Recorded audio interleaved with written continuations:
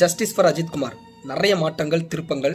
ஒரு வீடியோ ஒன்று ரிலீஸ் ஆயிருக்கு. அந்த வீடியோவில் அந்த இறந்து போன அஜித்குமாரை போலீஸ் வச்சு அடின்னு அடிக்கிறாங்க. இது எப்படி இருக்குன்னா, இதை பார்க்கும்பொழுது கர்ணன் படத்தில் கண்ணபிரான் அந்த போலீஸ் ஸ்டேஷனுக்குள்ள வயசானவங்க எல்லாம் போச்சு அடின்னு அடிப்பார்ல, அந்த காட்சி தோத்துருச்சு இந்த ரியாலிட்டியில். அந்த விசாரணை அப்போ அங்கே இருந்த ஒரு நபர் ஒரு தனியார் தொலைக்காட்சிக்கு பிரத்யேகமாக ஒரு பேட்டி கொடுக்குறாரு. அதில் அவர் என்ன சொல்லியிருக்கிறாருன்னா, தண்ணி கொடுக்காம அடிச்சாங்க, மிளகா பொடியை போட்டு அடிச்சாங்க, அவர் சுயநினைவே இல்லை. ஒருவேளை தண்ணி கொடுத்துருந்தாலும் அவருக்கு கொஞ்சம் சுயநிலை வந்திருக்கும்.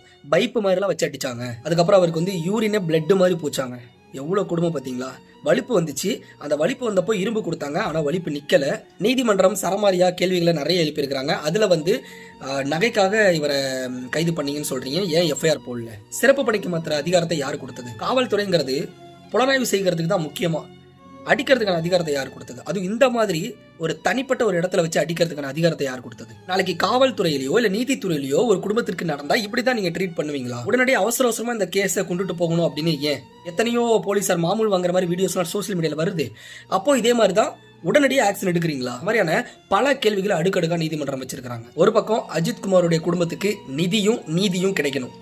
ரெண்டாவது, அந்த 5 பேர், அந்த 5 காவலர்கள் கைதானாங்கல்ல, அந்த 5 காவலர்களுடைய குடும்பத்தினர் தர்ணால ஈடுபட்டு இருக்காங்க. பட் இந்த கேஸ் அடுத்தடுத்த கட்டத்துக்கு எப்படி போகுதுங்கிறத, இன்னும் என்னென்ன எவிடன்ஸ் எல்லாம் வெளிவர போகுது, இன்னும் என்ன மாதிரியான திருப்பங்கள் வரப்போகுதுன்னு நம்ம பொறுத்திருந்து தான் பார்த்தாகணும்.